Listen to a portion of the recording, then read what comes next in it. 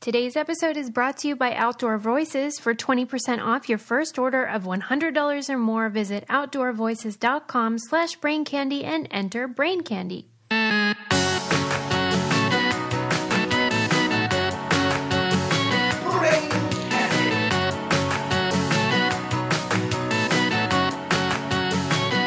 Hello, Susie. Let's do some podcasting. What do you say? Episode 275. You guys, it's like 5:30 p.m. over here, but it feels like it's the dark of night. This is why I hate daylight savings, once again. Sarah, remember when we just talked about that? Yes. Guess what? What? It got worse for me. No. She looks really upset right now, too. Tell me everything. So, I found out Oh, God. What? the person that created it is a Pittsburgher. Oh! How can you be mad now? It's a politician that ran on this, and guess what else? You know how, I don't know, why am I yelling? Yeah, I love those, though. You know how we thought that it was like the farming thing? Like, that's this is what everyone's been selling us, a bill of goods. Mm-hmm. It turns out it's so that it was lighter in the evening so people would spend more money at stores and shop longer. Oh. We should have known. It's not for the goddamn corn farmers.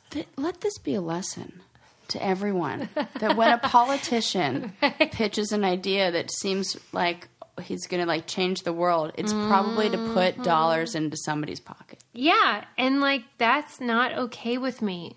Dude. Especially if you're from PGH. Oh, man. And where did we get the farming thing? Is that like the lie they told us? I don't know whether it's a lie they told us or people were just like, it must be for the farmer.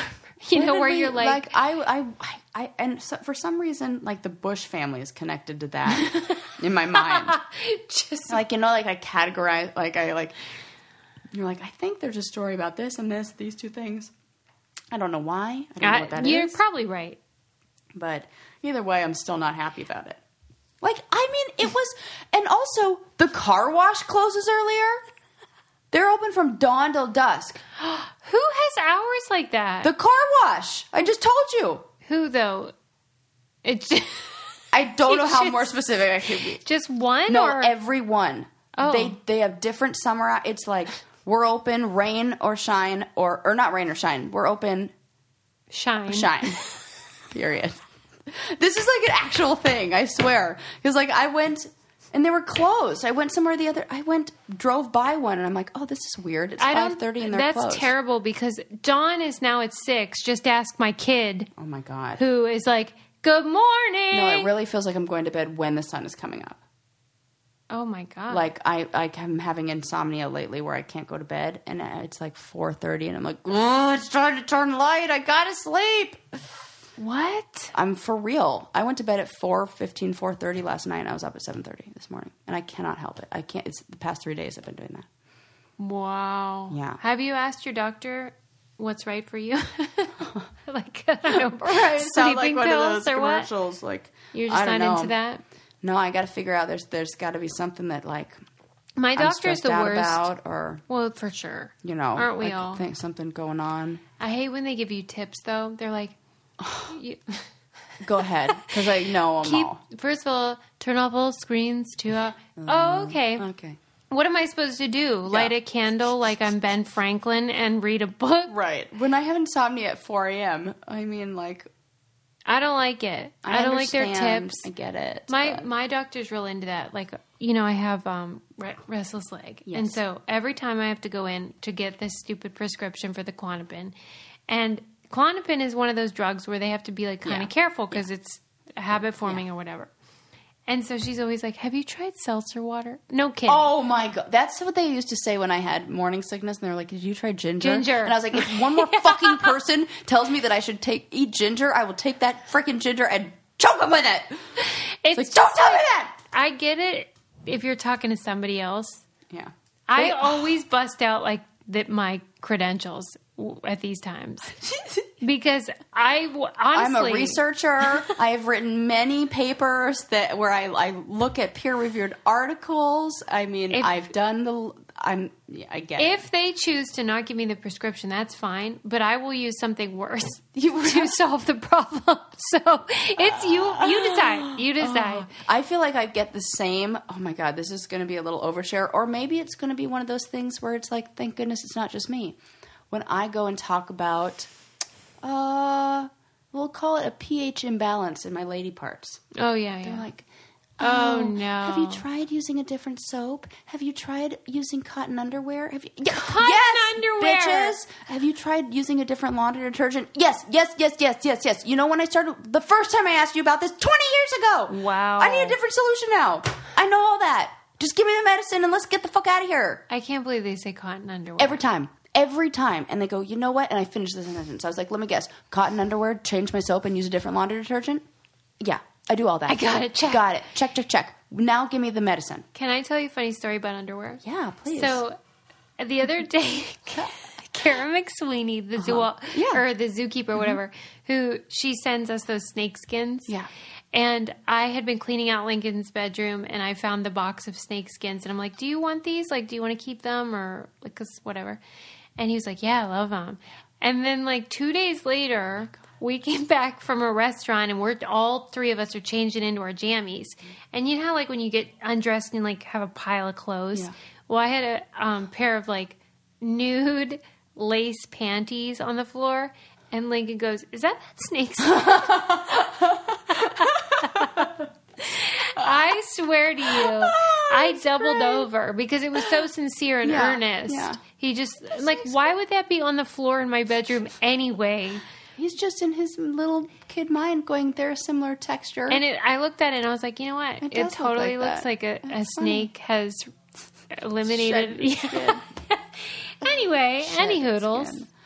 I feel like there was something that reminded, I know that there was something that reminded me too of a funny underwear story. I was at, my friend invited me to a yoga class, and so I went with her, and I didn't know I should have done a better job looking that it was one of those hot yoga classes, and it was great. I loved it. It was fantastic. I hate hot yoga.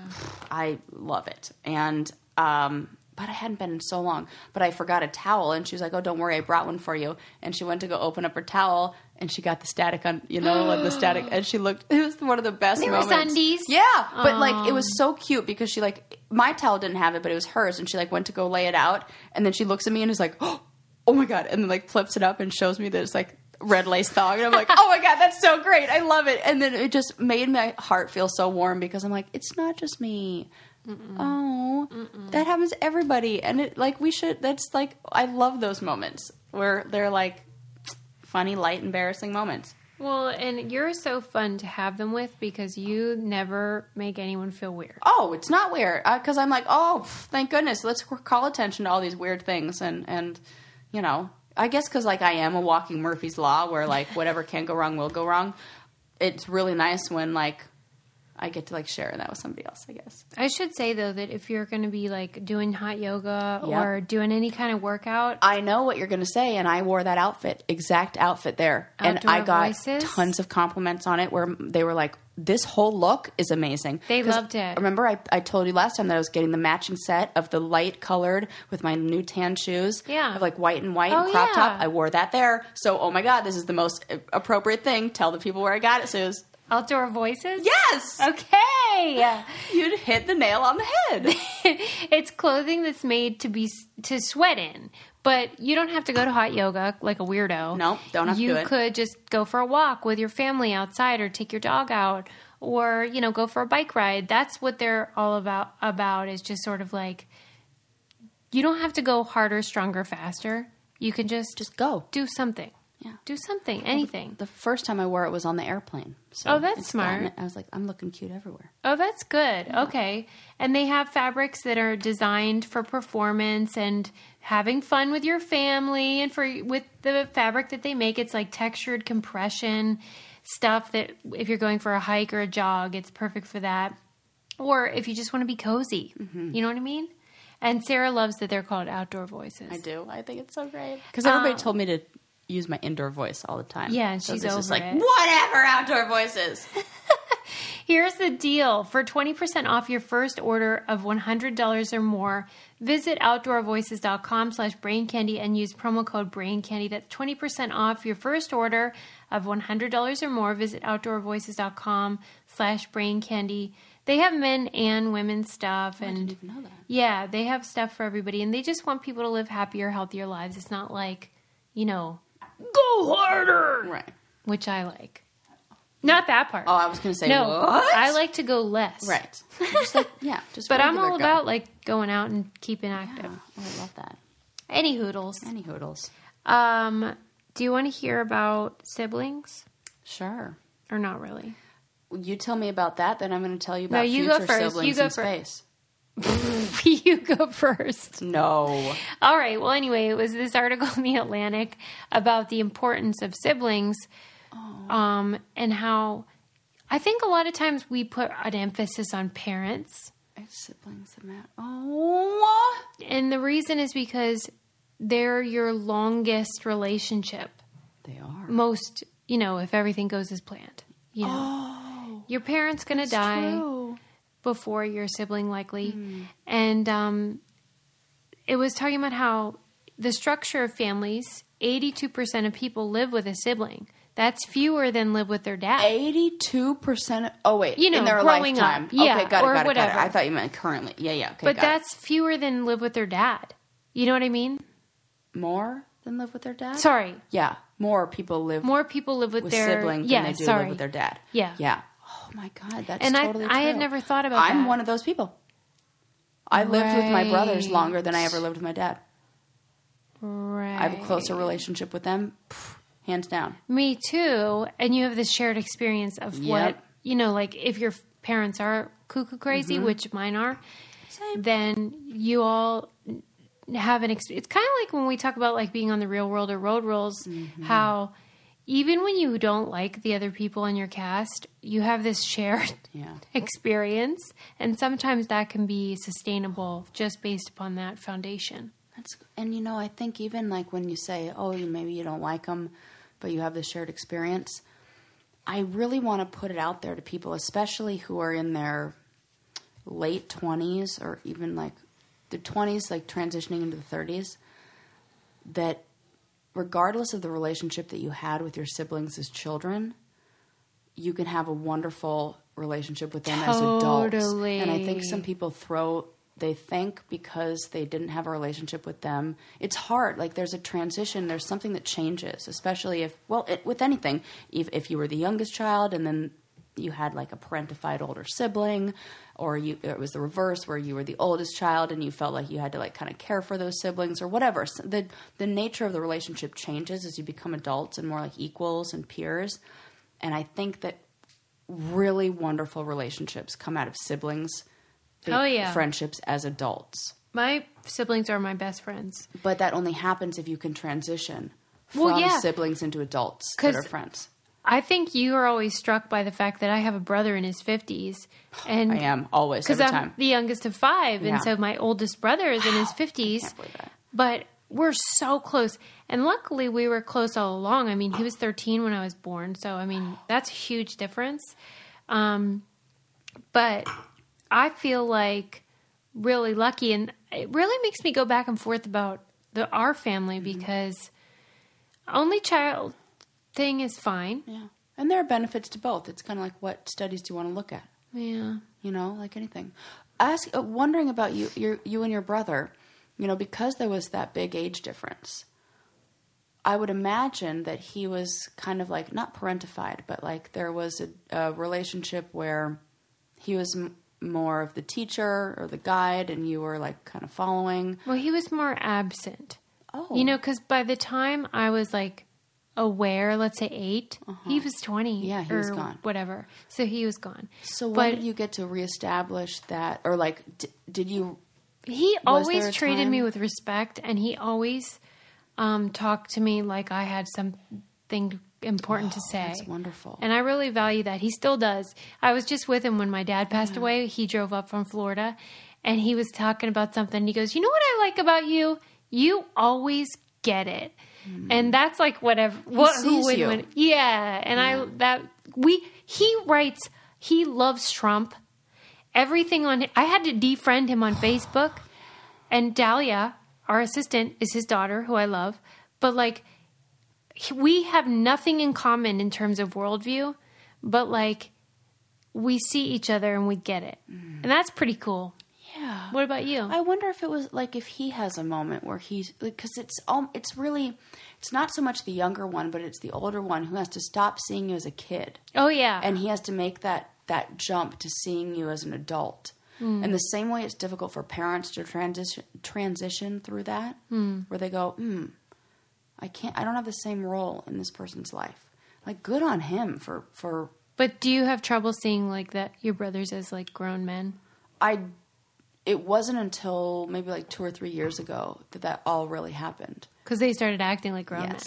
That's exactly it. Yeah. They started doing things where I was like, oh, okay. Yeah. And not needing me as much. Yeah. Which then is like my stuff I have to deal with, which is like, well, because then what's my role? Because right. now it's like I have to reestablish like my identity in this and like who I am. That word exactly is why I would say this article was so poignant, and I'll put it in the newsletter, is because the sibling relationship grapples with that concept of identity. Yes. Who am I in the world? Dude, this is deep. Yeah. But most people have a sibling and have experienced it on one end or the other. But it's like it's a help and it's also a hindrance in some. Like, remember when you came to my house for the first time and you told my family, can you believe how athletic your daughter is or your sister is? And everybody started laughing. Yes. And it was like, ha ha ha, she must be kidding. Yeah. Because they had already in their mind labeled me as who I am in the rest of my life is who I was when I was a child. So it wasn't until they let go of that fixed identity of me for themselves, like in their mind of this is who Sarah is, and they kind of expanded that. Yeah. I don't know if it's I let them see it or I changed. I'm sure I did, because that's how it works. And like I stopped treating them like I was their parent, or I stopped, like parenting them. Yeah. That it changed things. But there was that moment. And my brother also had a moment where he told me that I would be a really good wife someday because I kind of have that ugly duckling syndrome thing going on. For sure. And you do. It's real weird. And I was like, oh, thank you. It's true, though, because you like weren't good looking. I don't mean that. It like that. No, that's how he literally said that afterwards. He's like, because you used to be like, not like that, and now you are, and so, but you don't feel it, you don't act like that. Oh my God. And so I was like, but it was meant in the best love. way, and also he was 16 or 17. This was like the biggest compliment he's ever given me, and the only way that a 16-year-old boy knows how to. Because 16, 17, 18, 19, 20, 21, 22. I was 22 at the time. Yeah. It was like right after I got back from the show, and things in my life changed.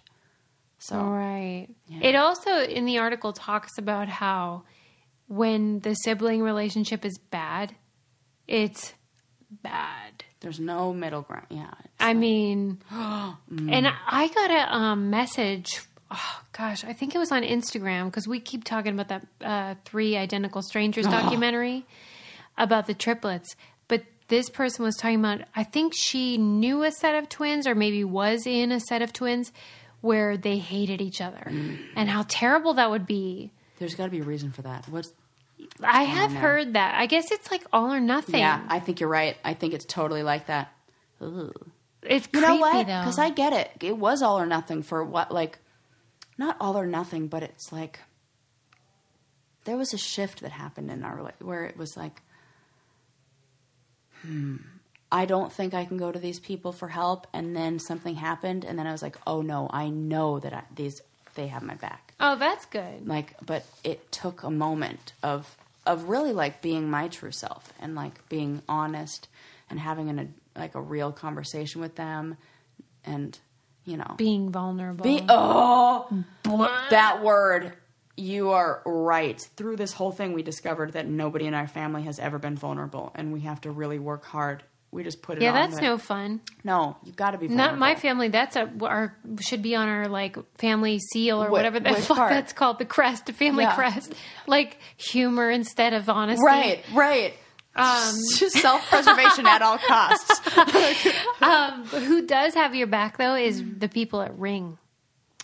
They do. They really do. My God. Have you seen these, like the doorbells that are video, the smart video? So it goes to your phone and it protects millions of people because you see who the heck's ringing your dang doorbell. Now, see, this is the joke. You say they have your back, and I should have said door and their front door.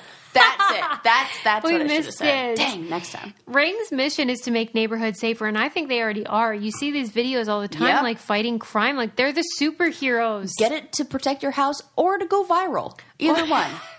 Your choice. There are a lot of viral videos thanks to Ring, but they're also keeping people safe, which is super cool. If there's a package delivery or a surprise video, you'll get an alert.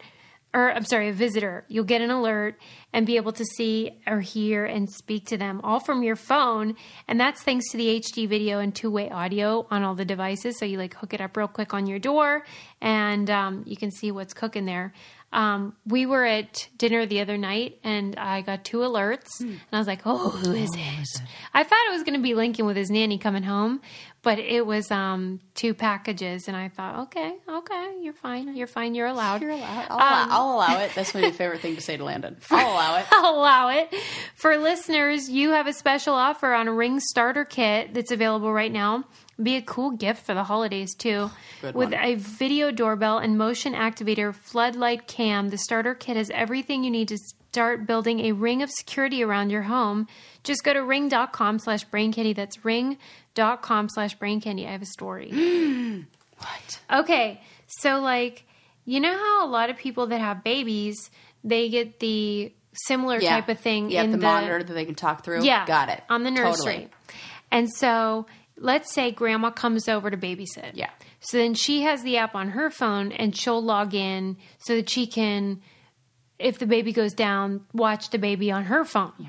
Well, if the grandma doesn't log out, then the grandma can see what you're doing. What mom's doing.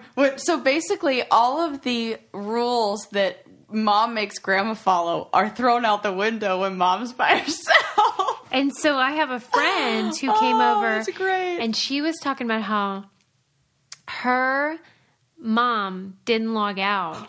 And, you know, the baby had been crying for a little bit. But, like, as a mom, you know what's the right amount. You know and you also know the tone of the cry. And the grandma called and was like, your baby's been crying for 10 minutes. And they were like, excuse me? Like, you are still logged in. Oh, my God. Stop big brothering my baby. And I thought, what an interesting turn of events of, like, motherhood or parenthood.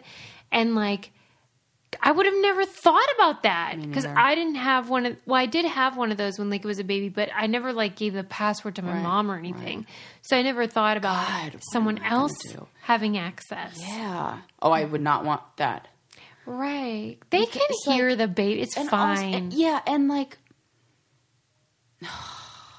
You don't... I don't like that at all. For you as the mom, yes, you should be able to see whatever. Yes. But like the babysitter or the mother-in-law? Or no, they don't get to see that. Can you imagine? No. And they're like tuning in every evening to see what you do at bedtime. Would you die? Would be awful. I mean, I'd like to think it was good, invasion. but I like that I would do. But here's the thing: is like every mother get to that point. It's like motherhood. I understand this just from stories I've heard from trying to be compassionate and empathetic to my friends' situations. I only know that my position on this will just it'll grow stronger, this feeling of knowing that they're doing their best. And sometimes you're fucking exhausted. Well, and the baby can cry. It's fine. And there's so much at work here, and there's a reason why memory doesn't really come on board till you're about 6, because biology is designed for like mothers to be frustrated, and like something happens, you know, that whatevs. They're very resilient as long as you're like tending to their basic needs. I remember when you were pregnant and like you were being very careful. No, I was nuts. We can go ahead and say it.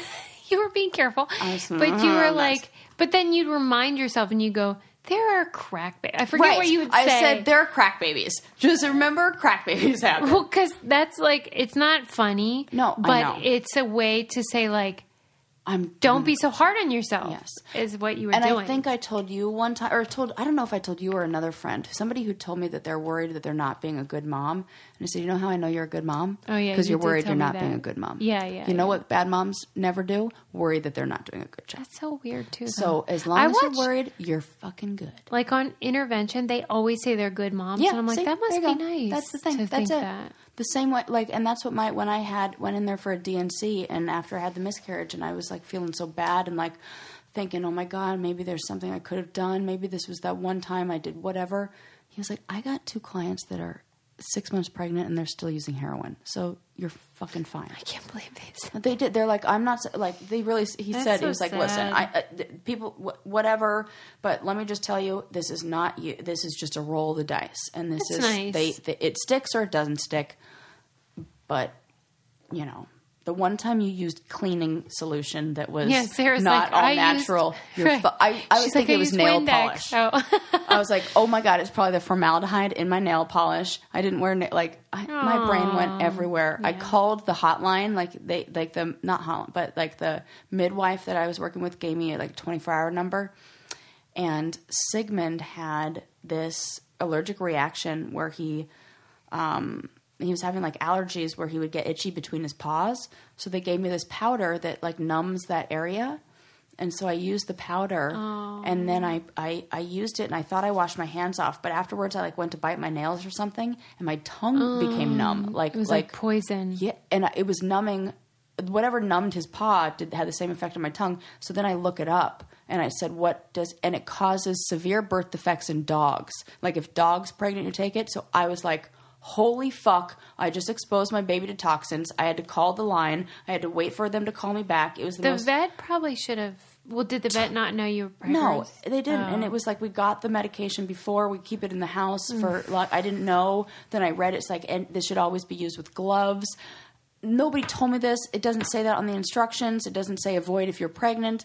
But I fucking freaked out. And they were like, you're fine. They basically was like, they were like, it's not. They should just have it on a recording. But somehow I knew because that was 4 days later was when I went in to have my first ultrasound. And you don't think that was it, right? No, that wasn't it because the baby was at 8 weeks and this was at 13 weeks. I don't know how else to say that. Whatever. The heartbeat stopped. What do you want me to say? It's matter of fact. So a long time passed. You're a member of my family. What do you want me to say? Oh, that's funny, Suze. I get you. But yeah, so I knew it wasn't that, but there was something almost deep down in my subconscious that knew that there was no longer life inside of me. Oh my God. And so I was Sarah. like, it must be this, it must be this, it must be this, it must be this, Anyway. This is terrible, so I'm going to totally change the subject. Do, please. To say, did you know that witches used to be accused of making penises disappear? Into their own vaginas or what? Well, that would have been better. They were accused, and I cannot figure this out. What? Is this just a bunch of small penis dudes out there who have that who are she did it. It must be her. No, they were cut off. Well, he probably deserved it. But how would they? You're not accused of that. You either did it like Lorena Bobbitt, or you didn't. Or you didn't. But it said in the article they were accused of this, and they would keep them and as pets and feed them oats. Through where? Where? You know where. But I don't really. Susie, remember when you told me the story of the chicken who had his head cut off that lived 6 months afterwards? You told me they fed it through the little opening with an eyedropper. I picture something very similar. It is that they just drop into the little hole. But I don't get how. And also oats? Were they just this is healthy? The funny thing is I wrote this down a long time ago and then I re-encountered it in my phone and I thought I should look more into that for more detail and then I'm like, nah. No. But that's what they did. But I don't understand the idea of being accused of it. Because if somebody cut off my penis, I would be certain. She did it. It's definitely her. Oh, we got a visitor. Hold on. Knocking at the door. We were interrupted, but we were talking about penises. And I feel like people just blame witches for everything during a certain time. From like the dawn of time till right now. I love it. Not that they get blamed, but that women are so powerful that... Is witch the new I Want to Be a Mermaid? Oh. I think it is. Or is it just me? Well, I do think the witchiness is growing in popularity, but it's not the same people. It's not. In your case, it is. I see. But I think you're the rare overlap in that Venn diagram. But I do know something that everybody can use. The Venn diagram on this one is a perfect circle, which is digitizing like old VHS tapes or film reels, or if you have like hard copies of pictures from when you were little. Everybody has something that's like collecting dust in their closet that they could use Legacy Box for. Plus, it's such a great Christmas gift. Like if you're trying to think of something to give to your parents, this is a great thing to give to them because you can get all their home movies and photos digitized. And I think I told you guys already, I got all my Road Rules VHS tapes digitized, so I've been walking down memory lane with those. And then I sent my mom a box so I can get all her stuff as well. It's just a great way to actually have access to the things that you can remember instead of it just sort of sitting somewhere in your attic or basement or whatever. And then your family history is preserved. I think it's such a great idea for you, or a perfect gift idea for your parents or your grandparents or whoever.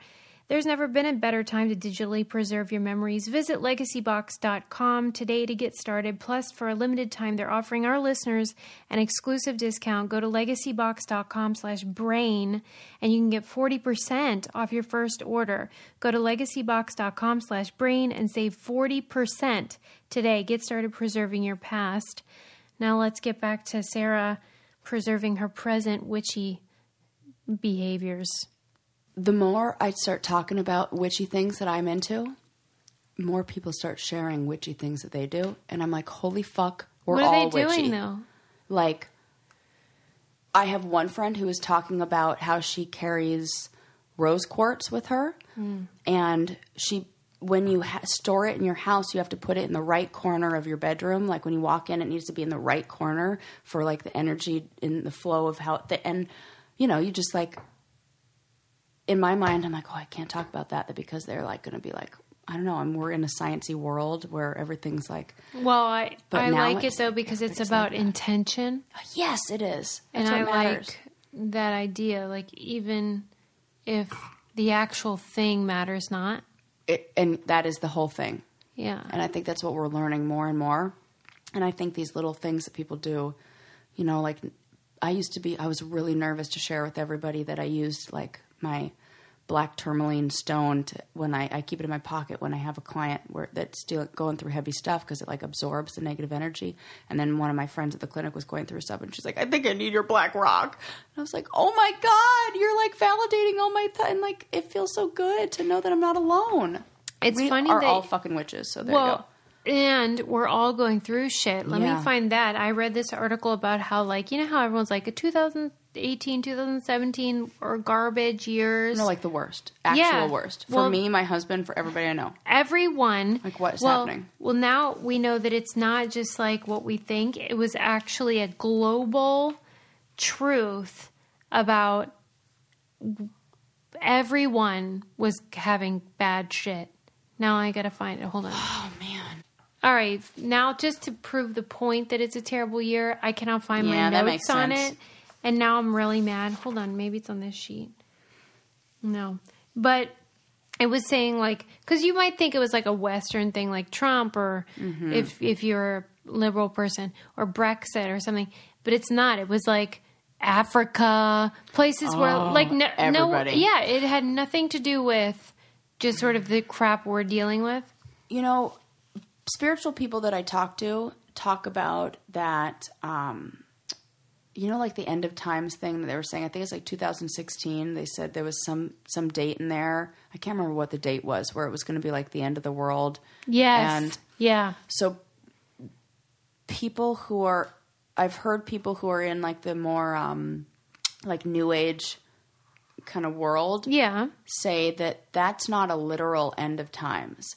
It's a basically like not like a spiritual test, but like this is going to be the worst times for people, and the ability right now. Well, this like when that started, like whenever that date was set into motion, just awfulness.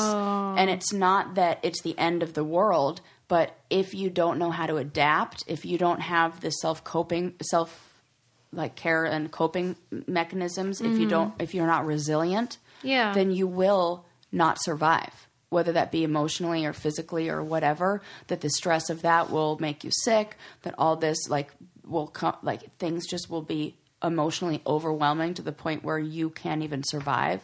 And that's more like what was meant. It wasn't a very literal end of times. It's like this puts into action a bunch of things. And this is just what there's no science behind this. This is just what people say. Right. But it seems to be how everybody's feeling, because it's like you either need to change or you need to get on board. Because I will say 2017 and 18 have been the most challenging years of my life, but also the ones with the most personal growth. And if I just dug my heels in and said, nope, this is just shitty and isn't this awful, and I didn't do anything, then I would have just been, I wouldn't have made it. It was like I had to learn how to be, what do I need to change my life? I mean, it was like, let's go on medication for ADHD. Let's solve that problem for, whatever it is. But that's like a form of becoming more resilient and like recognizing that I do need help and I can't do it by myself, That's hard, though. It's really hard. Well, that's the thing. It's like a lot of people don't do that. That is the hardest part. That was the biggest, because I've been like, okay, I'm doing it my way for forever and that's not working. And like, it just got to the point where I'm like, I'm either going to lose it or I'm going to change. I'm like, fuck, that was hard. Yeah. I'm still recovering. And I'm still changing. Right. But now it's like they're happening. It's more like I'm becoming more self-aware. But everybody seems fine, though. But I think everybody's having their own personal identity crisis. Everybody I talk to. Really? It's even like that at the clinic. I mean, we have the longest waiting list that we've ever had. That's interesting. Not us, because we don't have a waiting list, but the student student health, they keep a waiting list. And they're like, we have the most people that have ever been, everybody's looking for help. Well, that's good that they're looking. Yeah, that's true. Maybe that's part of it. It is that people are starting to accept that, you can Susie, reach out. I hope that's the case. Yes. That's the dig your heels in versus saying I need help. Oh, that's so good. My God, if my mother would only try. I read this amazing article, though, that it started out as just something fun where, the things, it was like I forget the title, was creepy historical facts. Oh, I'm we in. love that, I'm in. right? You have one of my favorite words in the title. Then... No, 3 of your favorite words. Right. Facts, creepy, and historical. I love that you said all of them in the right order, too. But the one, they were good, and I can get to some of the other ones, but this one was my favorite because, first of all, I couldn't believe I'd never heard of this before. Oh, my God, tell me everything. Her name is Anna Mae Dickinson, and this woman they call Lady Luck, and they call her that because, get this, and I can't even... I know it's good when I tell Adam beforehand. I'm like, get this. She survived the Titanic. I've heard of this woman. Okay, keep going. Didn't she survive 2 shipwrecks? I wish. No, tell me what this is. She survived the Hindenburg explosion. Okay, I've totally heard of her, but I didn't know who. I've heard of the story before. Keep going. The bombing of Pearl Harbor. What? Oh. And at 97 years old, she survived the destruction of her apartment in 9/11. This is the opposite of what I'm supposed to be doing on a podcast because I'm at a loss for words.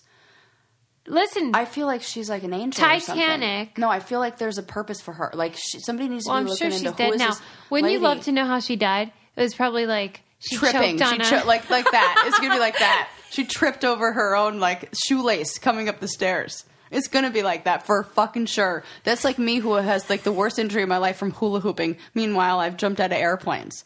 It's totally like that. Wait a sec. That's hilarious. I'm dying right now. She survived a shipwreck, a plane wreck, and Titanic, a house. the Hindenburg, bombing of Pearl Harbor, and the destruction of her apartment in 9/11. It reminds me of on Will and Grace, Schmitty, how he's always like, my wife survived the Hindenburg and then died. You know, that guy. Yeah. But she really did, and they call her Lady Luck. I might call it something else. I mean, that sounds like terrible luck. God. Then what if she's like the curse? Right. Everywhere she shows up. No, there's something to this woman, right? It's well, like, you can't take her Adam anywhere. goes, it's like Final Destination. I don't know what that movie is, but like, isn't you it? Don't, Susie. Well, you had mentioned it about the Yes. escalator problem. Yes. And I'm like, Okay. I'll pretend like I know it. And then I'm going to explain to you the premise just so that you're on board for all the other future times that I reference this, because there will be more times where I talk about this movie. It's like you're doomed to die and you can't escape it. So they're all supposed to be on this airplane that then one guy gets like a psychic premonition that says, we cannot go. And he throws a fit and is like, stop, we're not getting on that plane. And like goes to extreme lengths to stop people who are supposed to be on that plane from getting on that plane. Then the plane explodes. And what happens is... But they were meant to be on it. They were meant to be on it, but they weren't on it. So based on their positioning in the airplane, like when the plane exploded, it started in the front and then it killed people as it moved back. Yeah. So people died in the order in which they were supposed to die based on the, blah, blah, blah. Based on a true story, I'm sure. Not at all. But what is a true story is that woman survived a lot of crazy shit. Oh my God. I feel like it's made up. Of that. No, because I absolutely have heard like this woman who survived, and I just didn't know the details of it. But some of the things in the article, though, aside from that, were interesting. They talked about how during the Dust Bowl in like the 1930s, people would use flour sacks as like clothing. This is what like an actual like potato sack, a sack. They would turn, and so then the flour companies started making them like really cute and like make them like floral print and stuff. This is kind of the start of a lot of trends, though. And I was like, wait, what's creepy about this? I don't get it. That's cool. Okay. What's wrong about that? I don't know. And then... Did you just have it on your notes, say this? Well, because I thought, that's cool. I like that. And I wish more companies would do that now so we could reuse shit. Like, make it cute, and then we'll reuse it. I think they do... Well, I don't know if Sometimes. This is in any way related, but what pops in my head are trends that start because of the clothing that inmates wear. Yeah. That baggy pants became a thing. The leg up. What do you mean? You know how oftentimes men of color wear their pants where one leg is up? No, I heard that was from bike riding. Just the one leg? Yeah, because you don't want one leg to get caught in the spoke when you ride a bicycle, that you have to roll up just one leg so that the spokes that it doesn't get caught in the bicycle spokes. It's like a hipster thing of people who ride fixed gear bicycles. They have to roll one pant leg up. Okay, but not hipsters. You know, people of color. I did not know that. That was a thing in that community. And it's like one leg up on the white man. I don't know if that's true. That could be a lie. I don't know. That is an interesting thing to but look I into. thought that it started in prison, like the baggy pants. I just know about the...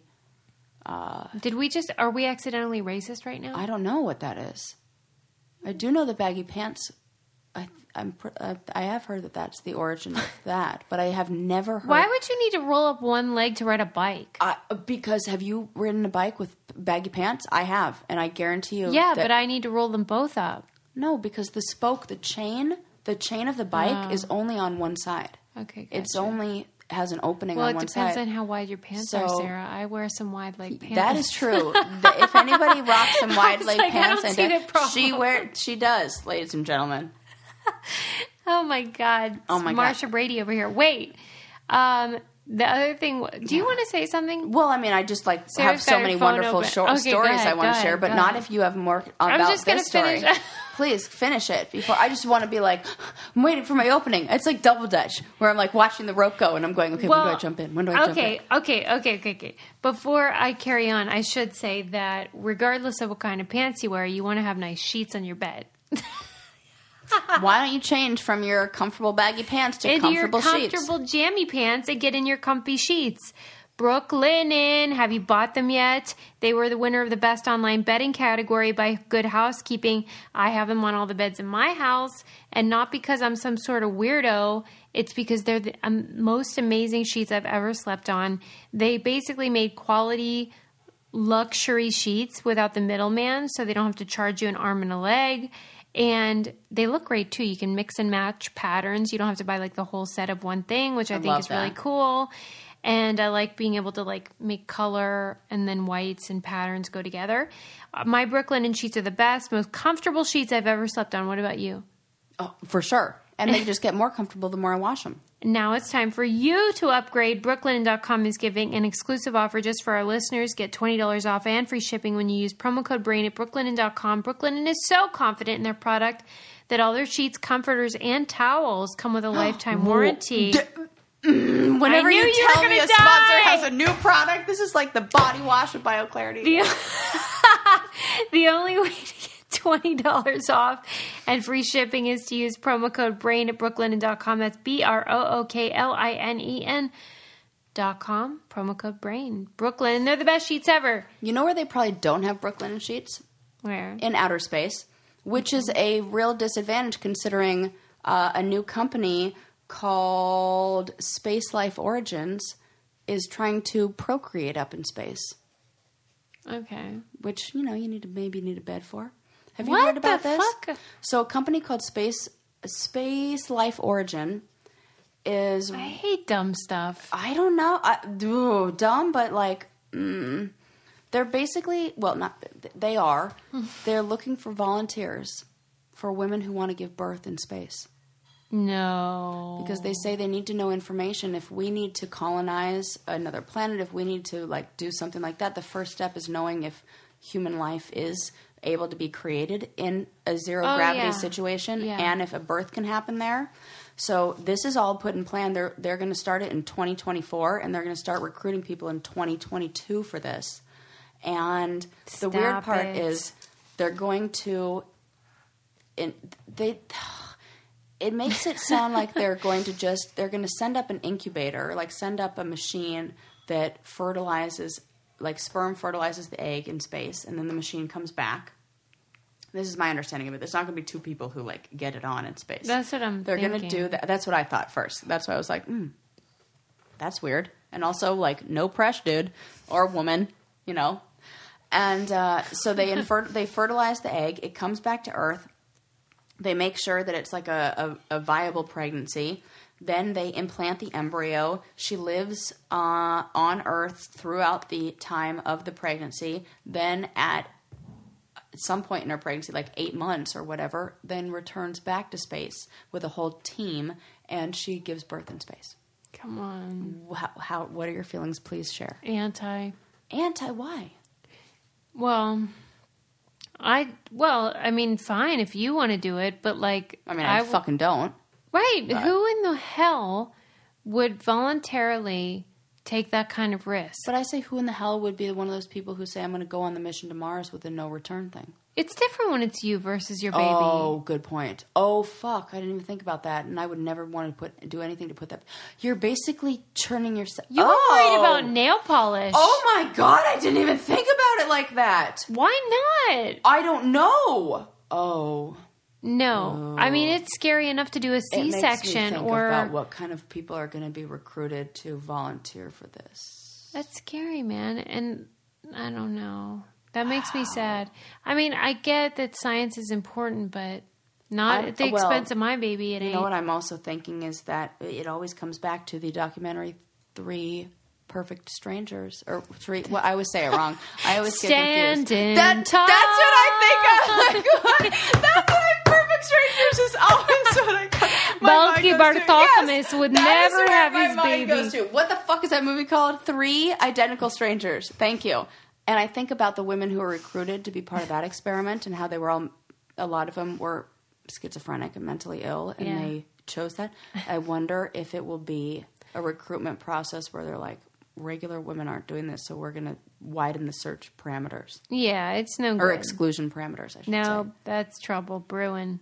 You wouldn't volunteer for any part On of it. the wings of my dreams, rise and fall. No, hell no. Even for a lot of money. Nope. I don't know. I think that there are certain people who are Cuckoo? Yep. It's the actual birthing period will only be a 24 to 36 hour mission, which makes me think, have they ever been there for a woman's birth? Like the baby doesn't come out on your time schedule, idiots. Yeah. It comes out They're whenever like- the fuck it wants to. It's like the Judge Judy gif. Yeah. Where she's like tapping her watch. Like, guys, we got to get back to Earth here. Oh. It No. says like a carefully prepared and monitored process will reduce all possible risks. Oh, really? And Western We standard. don't even have that on Earth. Well, they say similar to Western standards as they exist on Earth for both mother and child. Meanwhile, they fail to mention that women in the United States have the highest mortality rate of any Western civilization. Any first world country. Thank Right. you. That's what I'm trying to say. Yeah. Yeah. Highest. No, thank so you're you. going to like based on the standards that have the most dead people? Yeah, that's a great standard to follow. We're not following into the standard of the most dead people. It'll be no fewer dead people. My favorite thing is I knew you'd be mad at this. I'm mad. I knew it. I was like, ooh, it's definitely going to be one Susie's going to be like. Speaking of dead people, in that same article about creepy stuff, it talked about how this was what was weird. It said coffins used to have safety nets in them. What? That's what I need an explanation right. of safety net. There was none, and then it said like it Why did had they do that? It had an apparatus that you could alert someone on land. Well, that's a bell, not a safety net. What the hell? Are they using safety net as like Oh. the term, like a safety net, like a security, like Maybe, but they didn't say. That's bad writing. It was. I'm gonna tisk But tisk. I just want that. If I'm not cremated, do that with the I'll bell. give you the safety net bell. Yeah. Oh, I'm gonna make sure you have that. And then have somebody like sit watch for like a I week. will personally sit and watch. I will actually, if in the in our last days, which I assume are going to be spent together in a nursing home, like I've already like set it up in my mind where like we're going to be playing Scrabble well into our 90s, Yeah. and maybe hundreds. And if you go before me, I will I'm definitely going guarantee before you. that I will sit by your tombstone for at least long enough to know that you're definitely cold and you're definitely dead. I will just be waiting for knocking just in case. We've heard enough stories. I'll mourn. There'll be fresh flowers. No whistling. No whistling. That might wake me up though from whatever. There will be coma, whistling. Where I'm like, what the fuck? There'll be tons of whistling. Oh, that's all so right. funny. If you're going to ship something though. You love how I have no segue on that. You should use stamps.com. This is convenient, just like the bell on the coffin that I'm going to be in when when I'm dead. We love the small things. Yes. Stamps.com lets you print postage from your home or desk. And so you print it, and then you put it on your package, and you put your package out, and your mail carrier picks it up. You don't have to go anywhere. You don't have to do anything. It's super easy. It's super convenient and reliable and efficient. I've absolutely never had a problem with it one time. It is so awesome. Also used to send me to drop off. Yeah. And you haven't asked me in about 4 years to do that. Maybe Nope. 3. Just throw it in the mailbox and they come get it. They send you a digital scale, so you get the exact postage. You're not going to overpay, and you get better rates on postage as well. So now you know why we use Stamps.com, because it's awesome. And right now you too can enjoy the Stamps.com service with a special offer that includes a 4-week trial plus postage and a digital scale without long-term commitments. Go to Stamps.com, click on the microphone at the top of the homepage, and type in Brain Candy. That's Stamps.com, and enter Brain Candy. And it is, as an aside, the perfect time to do it because the holidays, how much stuff do you ship? So much. And so just try it, Oh the my God. 4-week trial. You're going to save so much. and you're going to get the scale and everything. Yeah. One funny thing from that article, though, was about how the Pope thought that cats were like from the devil or whatever. You know how they go through those phases. Yeah, it's so ridiculous. And so they like decided cats were evil and stuff, and so everyone was killing cats, and then they think that's what caused the bubonic plague. Because my God, it changed the ratio. Oh, because there were too many rats.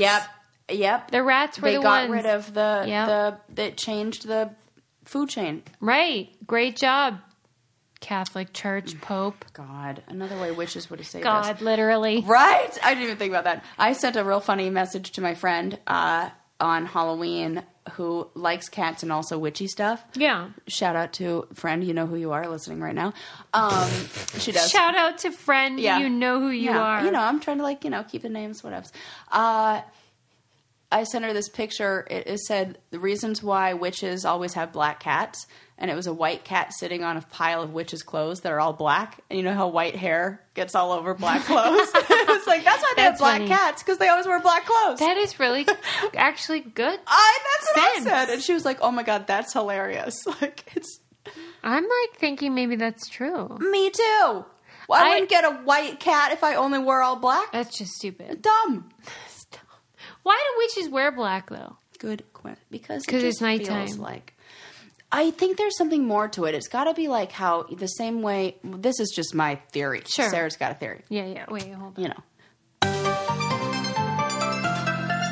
This just in. Sarah doesn't really know, but she's going to definitely speak like she does. With authority. So you know how I talked about how black stones draw energy? Yes. And we know that black is an absorber, charcoal. Or even if you wear black clothes when it's hot outside, it absorbs the energy of sun. Maybe there's something about wanting to absorb energy to then be able to be a beacon of that energy. So you wear black that absorbs it, because also during a lot of witchy ceremonies that are more they wear all white. So it's like a purification. It's like a release of stuff. So I think there's wear black to absorb, and then wear white to reflect. Yeah. Mm-hmm. There's something there with that. Okay, that might be it. That makes sense. Again, just theory. Right. And also the nighttime, hiding thing. Yeah. Oh. You know what I mean? Because don't they do a lot of their... stuff at nighttime. Stuff. Yeah. I don't know. Did you ever watch Room on the Broom? No, but that's an adorable name. Room on the Broom. Is that cute or what? The Gruffalo? No. I don't even know what words you're saying to me. I love all of them, though. British you showed me. Movies. You did. You showed me when Lincoln was a baby. And you used to play, and it was the witch, and then she has the cat on the broom, and the frog on the broom, and then everybody on the broom. Oh, it's so cute. We still watch it. I love Room on the Broom. It's so good. Hey, ask me if I know what Room on the Broom is. Do you know what Room is? Yes, it is so cute. I love it. It's really cool. And then the Gruffalo is the same illustrator and everything, and same type of style, and very soothing. Mm-hmm. And I don't know why I brought it up, but wait, what was the point? Because you were saying witchy stuff, and them wearing black and doing their stuff at nighttime and hiding. And oh, damn, I don't remember. But I do recommend, if someone... because it's on Netflix, you can watch it. It's so cute. I love that. I love all those little kid. Do you remember the movie? It was it was a book that then was a movie or video that had no words. It was all just sound, and it's called The Snowman. Oh yeah, and it's sad. Yeah, I love that. You've seen it? Yes. I've seen it. I owned it. We watched it every Christmas. Why was there no words? And I recently, I don't know if it's this, I put it in my, I was making a list of baby books that I want to get, things I want to buy that were my childhood memories that I want to rebuy to have in my house. And I've already purchased a few of them. And this was one of them, of the Snowman. And I think you can watch it on Amazon too. But I loved it. It wasn't, you didn't feel traumatized? No. It's because of your witchy origins. It didn't seem like that. It's a cartoon. I know, but it's wordless and also sad. It is sad. The Velveteen Rabbit movie is like that, too. That's what I hear. Oh, God. It's a classic. This is what I loved as a child. Why did I want... You're so weird. Oscar the Grouch, Eeyore. We've already talked about this. The Snowman. Susie is your friend. All of that. Please give me everything that I love that. What's going on here? Oh my God.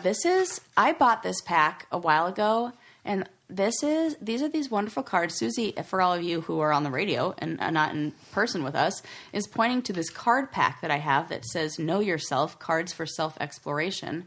And I bought this pack after doing this with some girlfriends of mine. It's from a company called The School of Life. They're not a sponsor, but I just love them.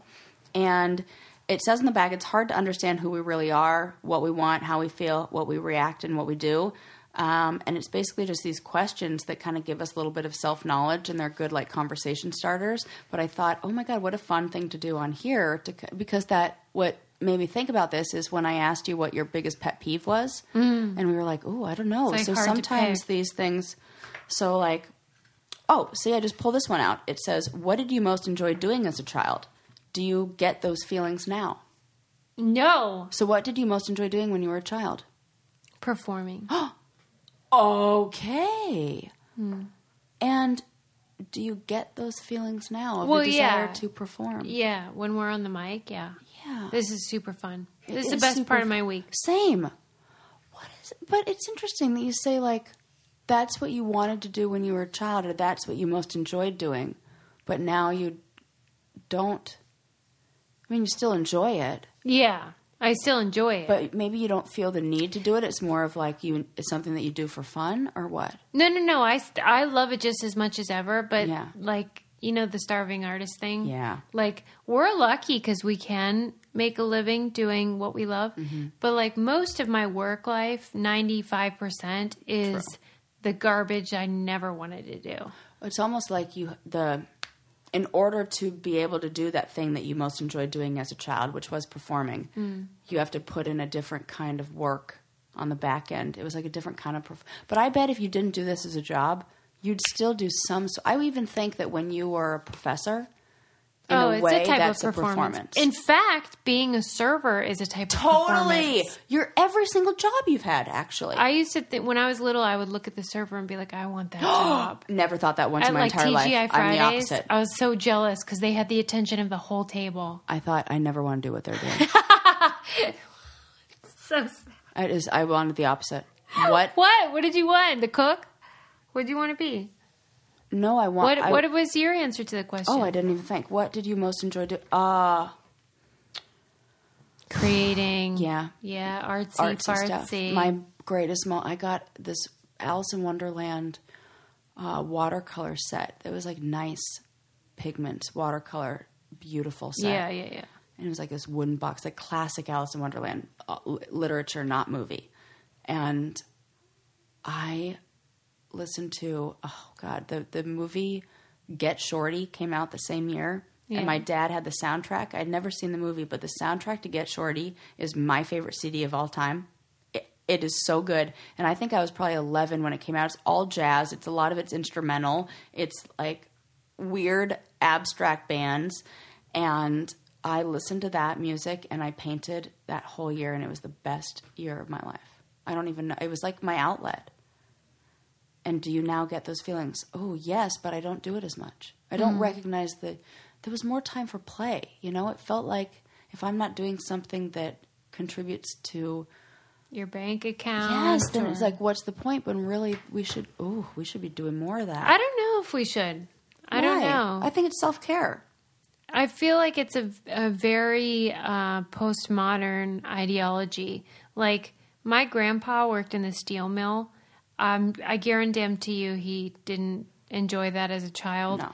And, like, did his job and was grateful for, like, an apple. Like, not that it should be like that either, but it's a very, like, you should have passion and follow your passion. It's Maslow's hierarchy of needs. Totally.